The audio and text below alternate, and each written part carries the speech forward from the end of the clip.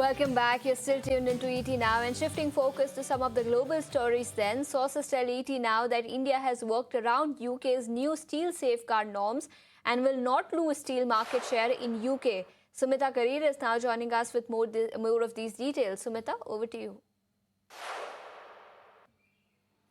Absolutely. So that's a big win that India has clinched as far as the India-UK CETA agreement is concerned. Government sources have told us that has gained major concessions with respect to UK steel quota, and in fact we also have gotten concessions with respect to UK CBAM. Now both of these were major concerns as far as this agreement was concerned, and which is why despite the agreement getting signed last year in July did not come into effect. It was supposed to come into effect, but it did not. Now it's going to come into effect on the 15th of July. Sources also say that it was Prime Minister Narendra Modi and UK PM Keir Starmer that jointly decided that the agreement is going to come into force on 16th of July, and the last set of negotiations, or the last set of concerns that India had, the discussions on that completed yesterday morning itself. Now, as far as CBAM is concerned, remember it was a concern for India with respect to this agreement. We're given to understand from government sources that as of now, there's nothing to worry on that, because what's really happening is that the UK is still finalizing its framework, unlike the European Union,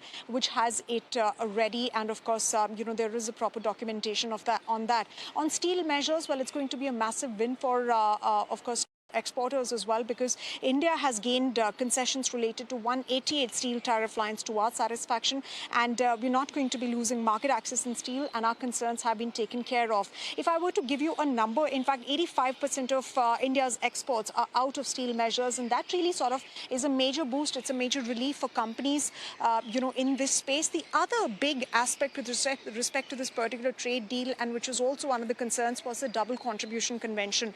Now with the latest agreement that India has struck with the UK, the double contribution convention, now it will exist from 3 years till 5 years, which essentially makes India's exports in the space of services, and of course our talent moving abroad, our talent moving into that market, that much more competitive, especially when we compare it with the rest of with other countries. Now, as of now, over 75,000 workers are working in the United Kingdom, and over 9,000 companies are currently operational in the UK. So this is going to be a massive boost.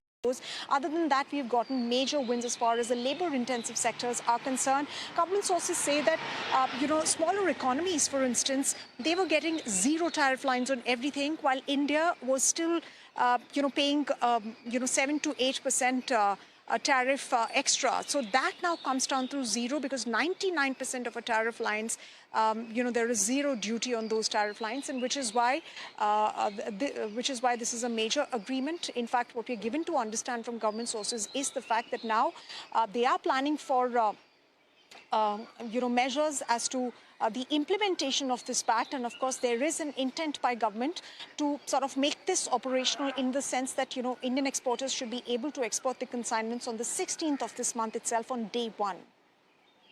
Okay, Sumita, thanks so much for joining us with all those details, and we'll track the developments very, very closely. But shifting focus